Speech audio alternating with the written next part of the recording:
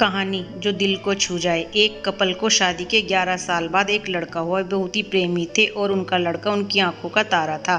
एक सुबह जब वह लड़का तकरीबन 2 साल का था, पति ने एक दवाई की बोतल खुली देखी। उसे काम पर जाने के लिए देरी हो रही थी, इसलिए उसने अपनी पत्नी से उस बोतल को ढक्कन लगाने और अलमारी में रखने को कहा।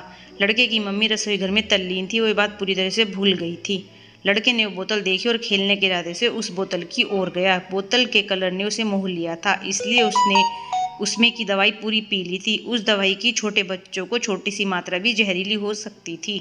जब वह लड़का नीचे गिरा तब उसकी मम्मी उसे जल्द से जल्द दवाखाने ले गई, जहां उसकी मौत हो गई। उसकी मम्मी पूरी तरह से हैरान हो गई थी। वह भयभीत हो गई थी कि कैसे वो अब अपने पति का सामना करेंगी। जब लड़के के परेशान पिता दवाखाने में आए तो उन्होंने अपने बेटे को मृत पाया और अपनी पत्नी की ओर देखते हुए सिर्फ 4 शब्द कहे। आपको क्या लगता है कौन से होंगे वो 4 शब्द? पति ने सिर्फ इतना ही कहा, आई लव यू डार्लिंग। उसके पति का अनअपेक्षित व्यवहार आश्चर्यचकित करने वाला था। उसका लड़का मर चुका था, वो उसे कभी वापस नहीं ला सकता था और वो उसकी पत्नी में भी कोई कसूर नहीं ढूंढ सकता था। इसके अलावा आगे उसने खुद ने वह बोतल उठा के बाजू में रख दी होती तो आज उसके साथ यह सब न होता।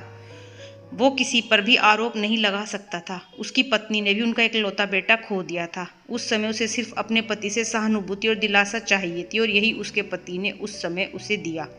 कभी कभी हम इसी में समय व्यर्थ कर देते हैं कि परिस्थिति के लिए कौन जिम्मेदार है या कौन आरोपी है। ये सब हमारे आपसी रिश्तों में होता है, जहाँ जॉब करते हैं वहाँ, या जिन लोगों को हम जानते हैं उन सभी के साथ होता है।